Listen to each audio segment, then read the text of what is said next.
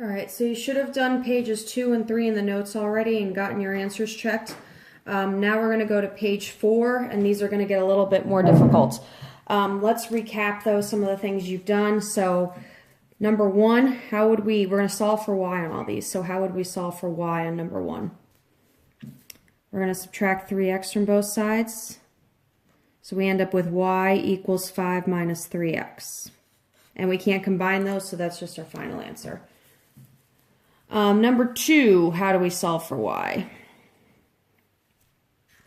We're going to add 4x to both sides. So we have y equals 2 plus 4x. All right. And then in number 3, how would we solve for y? We're going to divide both sides by 2. And then remember, when we multiply and divide, we can go ahead and do that even though 12 has an x and 2 doesn't. You only have to worry about that when you're adding or subtracting. So 12 divided by 2 gives us 6, and then don't forget that the x comes with it. Okay. So a couple things I just want to go over before we get into these more difficult ones. We're going to simplify some of these expressions here. And when you have 8x minus 12 and it's all over 4, you're basically going to divide piece by 4.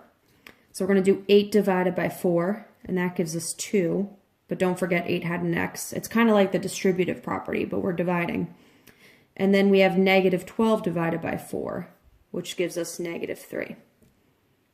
All right, so if you simplify number 2, doing the same thing, dividing 3 by 6 and dividing 30 by 6, what would you get?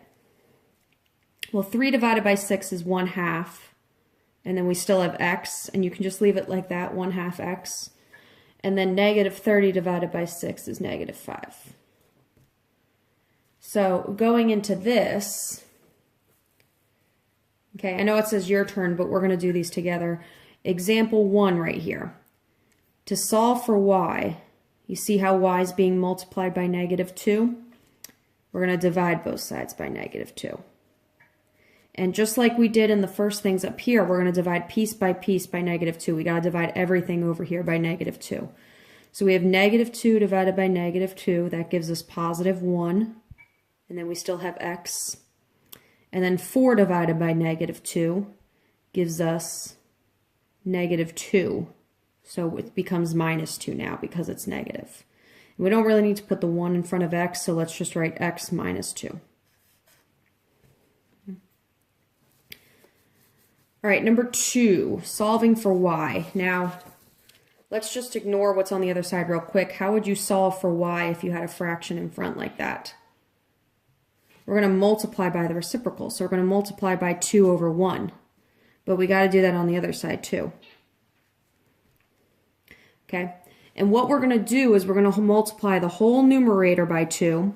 We're going to multiply the whole denominator by 1. So it's like we're distributing this 2 here.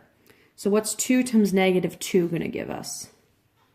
It's negative 4x, and then 2 times 4 gives us plus 8. And then 2 times 1 in the bottom just gives us 2. And over here, the 2's cancel, the 1's cancel, we just have y. Now let's actually go through and clean this up a little bit, divide everything out. Negative 4 divided by 2 is going to give us negative 2, but the x is still there. And then 8 divided by 2 gives us positive 4. So negative 2x plus 4 equals y. And then the last one, this one's actually pretty simple. Solve for y. This is just a one-step one. How would we solve for y?